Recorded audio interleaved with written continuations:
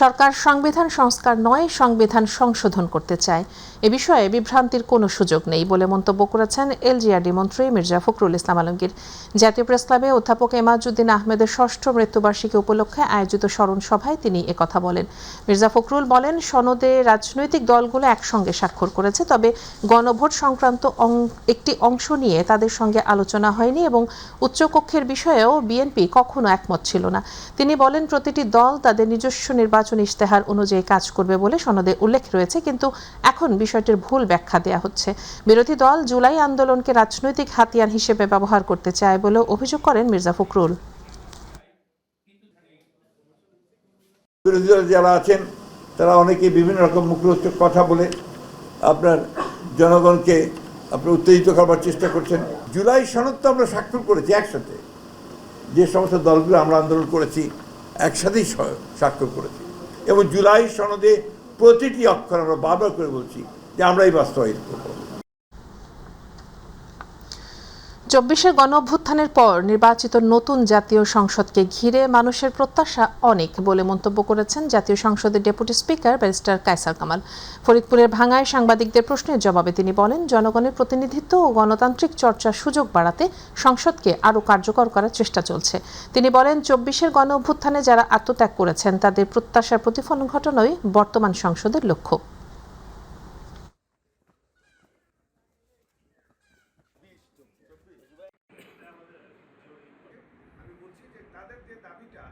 যে বাংলাদেশের জন্য অনেক মানুষ খুব হয়েছিল।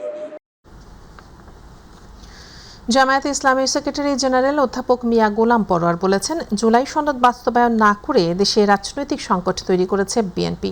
তিনি বলেন, গণভোটের রায় মেনে নিয়ে তা কার্যকর করে সংবিধান সংস্কার করতে হবে, আর সংসদে গণভোটের রায় বাস্তবায়নে ব্যর্থ হলে রাজপথে যাওয়া ছাড়া কোনো বিকল্প পথ নেই।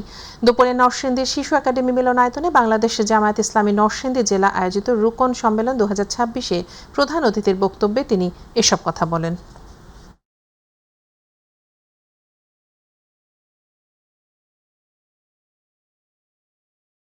দেশকে সংঘাতের দিকে ঠেলে না দিয়ে পার্লামেন্টে সংবিধান সংস্কার পরিষদের অধিবেশন ডাকুন, শপথ গ্রহণ করুন এবং জুলাই সনদের আইনি ভিত্তির জন্য যে গণভোট হয়েছে সেই গণভোটের রায় মেনে নিয়ে এটা কার্যকর করে সংবিধানে আপনারা সেই সংস্কারটা করুন, তাহলে এই সংকটটা নিষ্পত্তি হয়ে যায়। এনসিপির মুখ্য সমন্বয়ক নাসির উদ্দিন পাটোয়ারি বলেছেন, বিএনপি নির্বাচনের আগে বাংলাদেশে সুন্দর সংস্কার বাস্তবায়ন করবে বলে কথা দিলেও নির্বাচনের পর তারা বাংলাদেশের মানুষকে ধোঁকা দিয়েছে। যে জুলাইয়ের কারণে বিএনপি ক্ষমতায় এসেছে তারা এখন দেশের মানুষের ভবিষ্যতের বিরুদ্ধে কাজ করছে বলেও মন্তব্য করেন তিনি। বিকেলে দিনাজপুরের ঘোড়াঘাটে এনসিপির জুলাই পদযাত্রা পরবর্তী সমাবেশে তিনি এসব কথা বলেন। এ সময় জাতীয় নাগরিক পার্টির উত্তরাঞ্চল মুখ্য সংগঠক সার্জিস আলম বলেন, বৈষম্য দূর না করে বিএনপি যদি অন্যায়ের সাথে জড়িয়ে পড়ে তবে তাদের বিরুদ্ধেও কথা বলবে নতুন প্রজন্ম। লুটপাট করে কেউ ক্ষমতায় থাকতে পারবে না বলে মন্তব্য করেন সার্জিস আলম। শিক্ষা প্রতিষ্ঠানগুলো ধ্বংস করে দিচ্ছে, শিক্ষা প্রতিষ্ঠানে অশিক্ষিত লোকদেরকে সভাপতি বানাচ্ছে, চিকিৎসা যেখানে ব্যবস্থা রয়েছে সেই প্রতিষ্ঠানগুলো তারা বন্ধ করে দিচ্ছে। এমন বাংলাদেশ আবু সাঈদের স্বপ্নের বাংলাদেশ ছিল না। যারা খাল খননের নামে বালু খাওয়া শুরু করেছে, মাটি খাওয়া শুরু করেছে, শ্রমিকের টাকা জিন ভূতের নাম দিয়ে তালিকা করে সেই টাকা খাওয়া শুরু করেছে, তাদের বিরুদ্ধে ব্যবস্থা নেওয়া শুরু করেন। জুলাই গণ অভ্যুত্থানের শহীদ ও আহতদের যথাযথ মূল্যায়ন এবং পুনর্বাসনে সরকারের আরও কার্যকর উদ্যোগের দাবি জানিয়েছে এবি পার্টি। পার্টি মহাসচিব ব্যারিস্টার ফুয়াদ আহমেদ অভিযোগ করেন, জুলাই আন্দোলনে আহত ও শহীদ পরিবারের জন্য ৩০০ কোটি টাকার বরাদ্দ দেওয়া হলেও জুলাই স্মৃতি ফাউন্ডেশনের জন্য পর্যাপ্ত অর্থ বরাদ্দ দেওয়া হচ্ছে না। বিকেলে রক্তাক্ত জুলাই স্মরণে প্রতীকী কফিন মিছিলে তিনি এসব কথা বলেন। এ সময় দলটির চেয়ারম্যান মুজিবুর রহমান মঞ্জু জুলাই শহীদদের যথাযথ মূল্যায়নে কার্যকর পদক্ষেপ গ্রহণের দাবি জানান।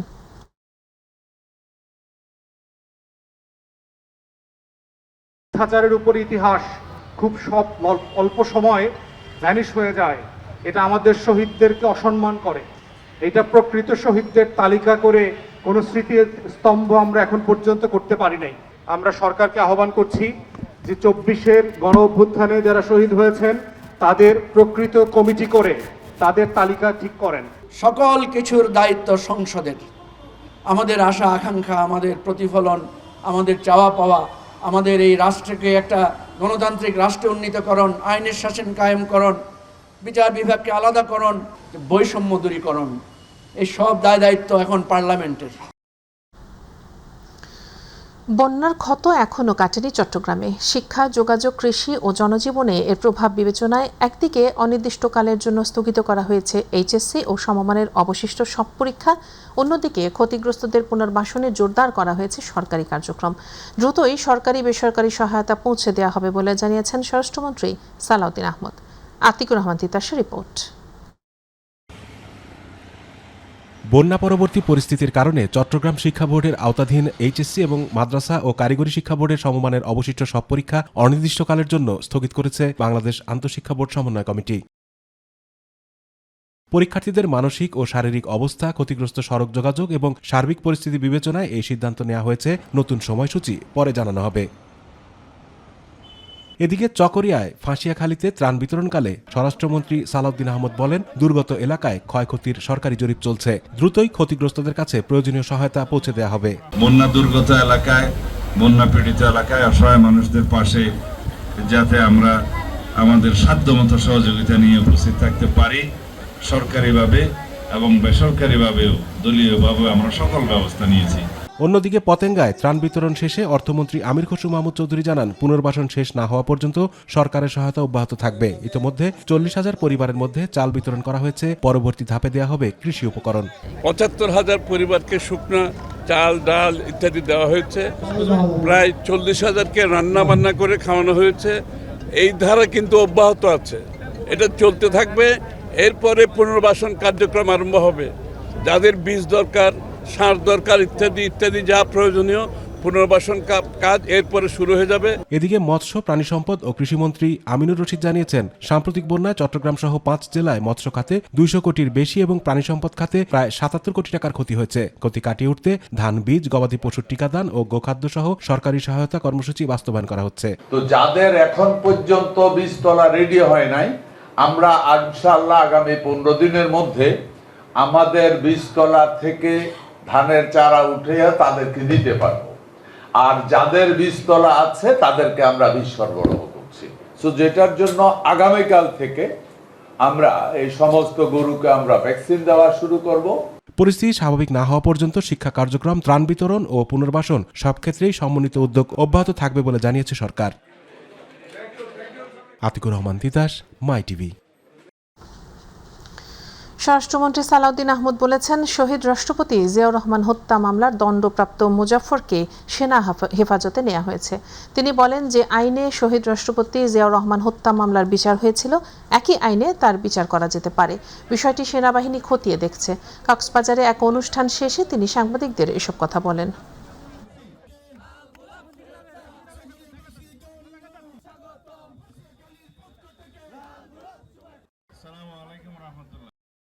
রহমানের হত্যাকাণ্ডের সাথে জড়িত একজন পলাতক আসামি, সেনাবাহিনীর সাবেক মেজর মুজাফফর, গোপন অবস্থায় ছিল, লুকিয়ে ছিল বা পলাতক ছিল।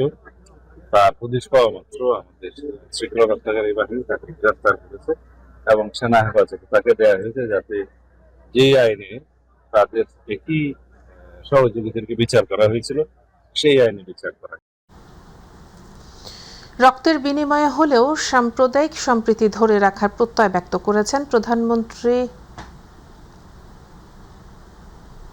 করেছেন জহিরুদ্দিন স্বপন। সন্ধ্যায় সুপ্রিম কোর্ট মিলনায়তনে এক স্মরণ সভায় তিনি কথা বলেন। তিনি বলেন, যারা এককভাবে সমাজ ব্যবস্থা কায়েম করতে চায় তারা প্রকৃতির আইন সম্পর্কে জানে না, আর তাই রাজনীতিতে যারা একদলীয় শাসন প্রতিষ্ঠা করতে চায় তারা সমাজ বিরোধী, মানবতা বিরোধী এবং তারা সভ্যতার বিরোধী বলেও মন্তব্য করেন তিনি।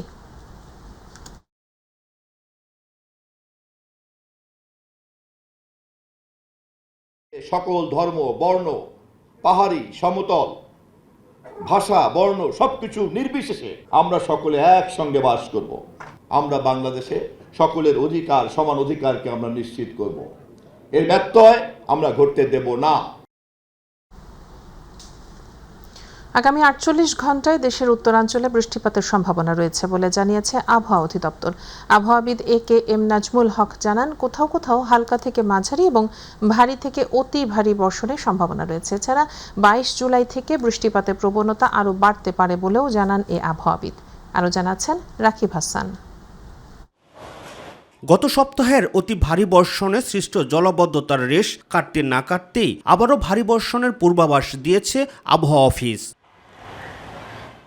আগামী ৪৮ ঘন্টায় দেশের উত্তরাঞ্চলে বিশেষ করে ময়মনসিংহ ও সিলেট বিভাগের অধিকাংশ জায়গায় এবং রাজশাহী, ঢাকা, খুলনা, বরিশাল ও চট্টগ্রাম বিভাগের অনেক জায়গায় অস্থায়ী দমকা হাওয়া সহ হালকা থেকে মাঝারি ধরনের বৃষ্টি বা বজ্রসহ বৃষ্টি হতে পারে বলে জানিয়েছেন আবহাওয়াবিদ AKM নাজমুল হক। এখন পর্যন্ত যে রকম অবস্থা দেখা যাচ্ছে তাতে আগামী ২৪ ঘন্টায় বা আমরা বলতে পারি এটা ৪৮ ঘন্টাও হতে পারে, সেটা হচ্ছে যে রংপুর, ময়মনসিংহ এবং সিলেট বিভাগ, এই বিভাগগুলোর অলমোস্ট আপনার 76 থেকে 100% এরিয়ার মধ্যে বৃষ্টি হতে পারে। আর বাকি যে বিভাগগুলো রয়েছে রাজশাহী, ঢাকা, খুলনা, বরিশাল, চট্টগ্রাম, এইসব বিভাগেও আপনার মোটামুটি 51 থেকে 75% এলাকার মধ্যে বৃষ্টি হতে পারে। তবে কোথাও কোথাও বিক্ষিপ্তভাবে মাঝারি ধরনের ভারী থেকে ভারী বৃষ্টি হওয়ার সম্ভাবনা রয়েছে। এছাড়া ২২ জুলাই থেকে দেশের দক্ষিণাঞ্চলে মৌসুমী বায়ুর প্রভাবে বৃষ্টিপাতের পরিমাণ আরও বাড়তে পারে বলেও জানান তিনি। তবে আতঙ্কিত হওয়ার কিছু নেই বলেও জানান এই আবহাওয়াবিদ। রবিবার থেকে এই যে বৃষ্টি, সেই বৃষ্টিটাই সারা দেশেই মোটামুটি ছড়িয়ে পড়তে পারে। তবে সেটা মানে খুব বেশি মানে অতি ভারী বৃষ্টি হবে এরকমটা নয়, বা বৃষ্টি হলেও দেখা যাবে যে অল্প সময়ে যে অনেক বেশি বৃষ্টি হবে এরকম সম্ভাবনা কম। তবে মোটামুটি ২২ তারিখ বা ২৩ তারিখ থেকে দেশের দক্ষিণাঞ্চলে একটু মাঝারি ধরনের ভারী থেকে কোথাও কোথাও অতি ভারী বৃষ্টি হওয়ার সম্ভাবনা রয়েছে। এদিকে বঙ্গোপসাগরে সৃষ্ট লঘুচাপটি এরই মধ্যে দুর্বল হয়ে গাঙ্গেয় অঞ্চলে অবস্থান করছে বলেও জানান আবহাওয়াবিদ AKM নাজমুল হক। সমুদ্রে যে ৩ নম্বর স্থানীয় সতর্ক সংকেত ছিল সেটা এখনও বহাল রয়েছে। তবে যে লঘুচাপটা ছিল সেটা সুস্পষ্ট লঘুচাপ হয়েছিল, সেই সুস্পষ্ট লঘুচাপ আরও কিছুটা দুর্বল হয়ে এখন স্থলভাগে বিশেষ করে গাঙ্গেয় পশ্চিমবঙ্গ এলাকায় অবস্থান করছে। রাকিব হাসান, মাইটিভি, ঢাকা। রাজধানীর বাজারের সব ধরনের নিত্যপণ্যের দামে অস্থিরতা বিরাজ করছে। টানা বৃষ্টির কারণে সবজির দাম বাড়তি, পাশাপাশি পাল্লা দিয়ে বেড়েছে মাছ, মাংস, ডিমের দাম। এতে হতাশ ক্রেতারা। আজকের বাজার পরিক্রমা জানাচ্ছেন সাদিয়া হক মৌ। টানা অতি বৃষ্টি এবং বছরের নতুন বাজেট ঘোষণার পর নিত্য প্রয়োজনীয় সকল পণ্যের দাম বাড়ার কারণে সাধারণের মাঝে রয়েছে ক্ষোভ। বাজেটের পরে অতিরিক্ত বাড়ছে সব জিনিস, কোনো একটা জিনিসের দাম কম নেই। কাঁচা বাজারের দামে গত সপ্তাহ থেকে চলতি সপ্তাহে প্রতি কেজিতে 30 থেকে 40 টাকা বেশি রয়েছে। গত সপ্তাহে শসা ছিল 100 থেকে 120 টাকা, এই সপ্তাহে 180 টাকা। আপনার কাঁচামরিচ ছিল 180 টাকা, এই সপ্তাহে 240 থেকে 200 টাকা। তারপরে পটল ছিল 50 টাকা কেজি, পটল ছিল 60 টাকা কেজি। ঝিঙ্গা ছিল 70 টাকা কেজি, এই সপ্তাহে 100 টাকা কেজি। বেগুন 120 টাকা। সবকিছু বাড়তে প্রতি কেজিতে 20-25 টাকা বেশি সবকিছু। আমিষের পুষ্টির যোগান দেওয়া মাছ, তার দাম রয়েছে অনেকটাই বাড়তি। বিক্রেতারা বলছেন বৃষ্টির জন্য মাছ সরবরাহ কমেছে, তাই কেজিতে 100 থেকে 200 টাকা পর্যন্ত বৃদ্ধি পেয়েছে মাছের দামে। পাবদা বেচতেছি 500 টাকা কেজি, রুই বেচতেছি 500 টাকা কেজি, কাতল 450 থেকে 500 টাকা বিক্রি হইতেছে। মাছ তুলনামূলক আজকে দাম অনেক বেশি, তারপরও নিতে হইল। সরবরাহ না পাওয়ায় ডিমের দাম বেড়েছে গত সপ্তাহ থেকে ডজনে 15 টাকা। গেছে সপ্তাহে আমরা লাল ডিম বেচছি 120 টাকা, সপ্তাহে বিক্রি করতেছি 135 টাকা। এদিকে স্বস্তি রয়েছে মুরগির বাজারে। মুরগির দাম গত সপ্তাহের মতোই আছে, কেজি প্রতি দাম বাড়েনি এমনটাই বলছেন বিক্রেতারা। ব্রয়লার বিক্রি করতেছি 190, আর ওইটা লেয়ার টার্মে 370 টাকা এরকম বিক্রি করতেছি। কালকের গেল সপ্তাহে যা ছিল আজকেও তাই আছে, বাড়েও না কমে না, কিন্তু কাস্টমার নাই। দেশি 680, সোনালী 360 টাকা। মিনিকেট এবং নাজিরশাল চালের দামে কেজি প্রতি বেড়েছে 10 টাকা, আর চড়া দামে বিক্রি হচ্ছে পোলাওয়ের চাল। বর্তমানে 95 টাকা ভালো মানে নাজির, আর মিডিয়াম যেটা ওরা 75 টাকা 80 টাকা, আর মিনিকেট ভালোটা হলে 90 টাকা 85 টাকা, আর একটা আছে 70 টাকা। আর পোলার চালের দামটা অতিরিক্ত বাড়ছে, এক বস্তায় 2500 টাকা বাড়ছে, কেজিতে প্রায় 50 টাকার মতো। এদিকে ডাল, আদা, রসুনের দাম রয়েছে অপরিবর্তিত। রসুন বিক্রি করতেছে 150 টাকা 60 টাকা কেজি, আর হলো আদা বিক্রি করতেছে 160 টাকা 70 টাকা কেজি। পেঁয়াজ এখন বর্তমানে আপনার পাইকারি বাজারে 42 টাকা বিক্রি হচ্ছে। দেশীয় মসুর হলো 150 টাকা বিক্রি করতেছি, ইন্ডিয়ান মসুর যেটা এটা 100 টাকা বিক্রি করতেছি, আর মুগ ডাল 160 টাকা বিক্রি করতেছি, মানে মোটামুটি ডাল যেগুলো আছে এগুলো সব আগের দামই চলতেছে। প্রয়োজনীয় সকল পণ্যের দাম সাধারণের হাতের নাগালে নিয়ে আসার জন্য সরকার যেন সঠিক মনিটরিংয়ের ব্যবস্থা গ্রহণ করে, এমনটাই প্রত্যাশা সকলের। সাদিয়া হক মৌ, মাই টিভি, ঢাকা। গাজীপুরের শফিপুরে জামায়াতে ইসলামের উদ্যোগে জেলা ও মহানগর পর্যায়ে সেক্রেটারি ও সহকারী সেক্রেটারিদের অংশগ্রহণে 3 দিনব্যাপী শিক্ষা শিবির শুরু হয়েছে। এই শিক্ষা শিবির চলবে শনিবার পর্যন্ত। শিক্ষা শিবিরে সাংগঠনিক কার্যক্রম, নেতৃত্বের দক্ষতা বৃদ্ধি এবং বিভিন্ন দিক নির্দেশনামূলক বিষয়ে আলোচনা অনুষ্ঠিত হয়। সকালে শিক্ষা শিবিরের দ্বিতীয় দিনের অধিবেশনে প্রধান অতিথি হিসেবে বক্তব্য দেন জাতীয় সংসদের বিরোধী দলীয় নেতা ও জামায়াতের আমির ডাক্তার শফিকুর রহমান। তিনি সংগঠনের নেতাদের উদ্দেশ্যে বিভিন্ন সাংগঠনিক বিষয়ে দিক নির্দেশনামূলক বক্তব্য দেন।